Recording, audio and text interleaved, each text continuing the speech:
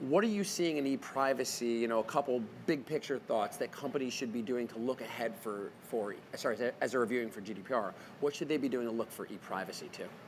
So e-privacy reg, remember we have an e-privacy directive. It was updated about 5 years ago with what we know as the cookie law, but the cookie law is actually any piece of technology that tracks a user.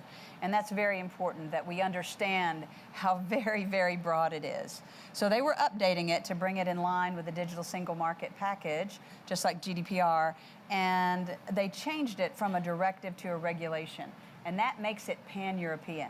So it's going to live with GDPR on top of GDPR. And the thing that you've got to be very sensitive to is it covers every bit and byte of data. Remember, in Europe, they use a term called personal data. And it's not US style, right? Personal data is any bit of data that relates to a single user. So really the only way, practically speaking, you can get outside the bounds of personal data is to work in aggregate. So you're working at a geo level, right? A true aggregation that you cannot disaggregate into individual records. So all of the bits and bytes, the cookie IDs, the mobile IDs, the IP addresses, any ID you assign, a hashed ID, it's all personal data.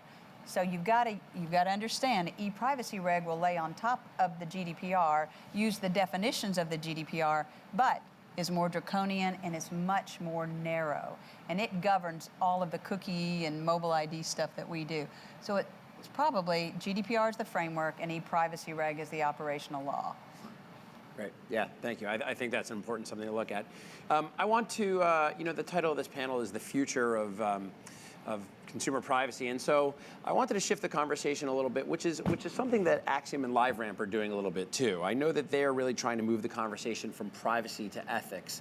So, why is privacy, from your point of view, not the right way to think about it? Well, privacy, think about privacy in terms of privacy little p. It's the notice and the choice. And of course, transparency is super important, and an individual having some control over the data that we all use to inform their experiences is important, but it's so much bigger, right?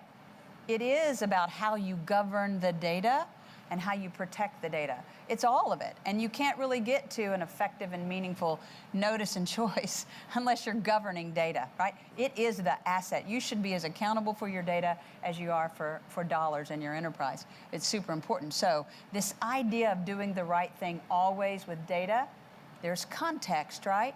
So what we can do and how we can operate, we have a different consumer in the US. To operate ethically, you're legal, you're just, you're fair, you're governing it, you're protecting it, you're adding those privacy pieces. So this idea of data ethics or the ethical use of data covers the entire territory. We're going to do the right thing, we're going to be fully accountable, and we're going to make contextual risk-based decisions that are fair to the consumer, and that's where we're going to run the program and use this data, which again, is an abstract of a human, so it should be fair in every instance.